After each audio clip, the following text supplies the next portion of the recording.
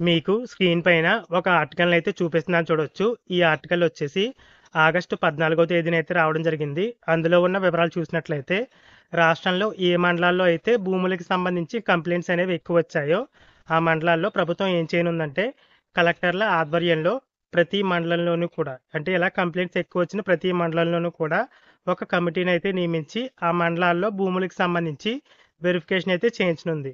అంటే అసైన్ ల్యాండ్‌కి సంబంధించి ఫ్రీ హోల్డ్ చేసిన భూముల వివరాలు, అలాగే ఫ్రీ హోల్డ్ అయిన తర్వాత రిజిస్ట్రేషన్ చేసిన భూముల వివరాలు, అలాగే చెరువులకు సంబంధించి, కాలువ పోరంబోకు భూములకు సంబంధించి ఇలా ప్రతి వివరాలు కూడా ఈ కమిటీ అయితే వెరిఫికేషన్ అయితే చేయనుంది. ఇక ఇప్పుడు చెప్పుకునే న్యూస్ అనేది వీడియో స్టార్టింగ్‌లో ఒక ఆర్టికల్ అయితే చూపించాను కదా!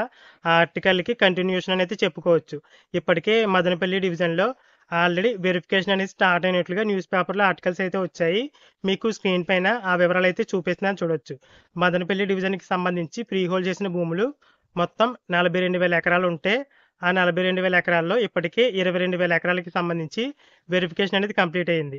అలా 22,000 ఎకరాలకి సంబంధించి ఫ్రీ హోల్డ్ చేసిన భూముల విషయంలో 8,000 ఎకరాల భూముల్ని ఎవరైతే అనర్హులున్నారో వారికి ఫ్రీ హోల్డ్ చేసినట్లుగా అయితే రాశారు. దాదాపు ఈ న్యూస్ అనేది అన్ని న్యూస్ పేపర్‌లోనూ వచ్చింది గానీ, అక్కడ 8,000 ఎకరాలని ఎందుకు ఇనెలిజిబుల్ చేశారు? అంటే అలా 8,000 ఎకరాలని ఎందుకు అర్హత లేకపోయినా ఫ్రీ హోల్డ్ చేశారు? ఏ కారణం చేత చేశారు?